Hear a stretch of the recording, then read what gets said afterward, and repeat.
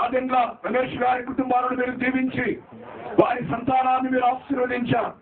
మరి యవనస్తులైన సంజయ్ కుమార్ను అలాగే పవిత్రాలను మీరు ఆశీర్వదించి ఈ దినమున మా అందరి ఎదుట మీ సన్నిధిలో భార్యాభర్తలుగా వారిని మీరు జత చేసినందుకై మీకు స్తోత్రాలు. వారి నుండి మీ దీవెనలు ఆశీర్వాదములు వారిపైన మీరు కురిపించండి. చక్కని ఆరోగ్యములు వారి శరీరానికి ఇవ్వండి. దీర్ఘాయుష్ను వారికి దయచేయండి. వారు ఒకరినొకరు చక్కగా అర్థం చేసుకొని అన్యోన్య దాంపత్యములో ఆనందకరముగా ముందుకు సాగునట్లుగా కృప చూపండి. చక్కని సంతానంతో వారిని దర్శించండి.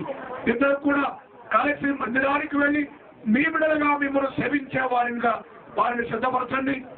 ఈ సమయంలో ఇరువైపుల కుటుంబాల వారిని చేరువచ్చిన బంధువులను స్నేహితులను అందరినీ కూడా మీరు దీవించమని చక్కని ముగింపునిచ్చినందుకై ఘనత మహిమ ప్రభావములు మీకే ఆరోపిస్తూ ఈ మనవులు మా రక్షకుడు విమోచకుడైన యేసు క్రీస్తు అతి శ్రేష్టమైన నామమునే ప్రార్థించి వేడుకొనుచున్నాము తండ్రి. ఆమేన్. ఆమేన్. మన తండ్రి అయిన దేవుని ప్రేమయు మన ప్రభు అయిన యేసు క్రీస్తు యొక్క అనంతమైన కృపయు పరిశుద్ధాత్మ యొక్క అన్యోన్య సహవాసము ఈ నూతన దంపతులకు ఇరువైపుల కుటుంబాల వారికి చేరువచ్చిన మనందరికీ సదాకాలము తోడయుండును గాక.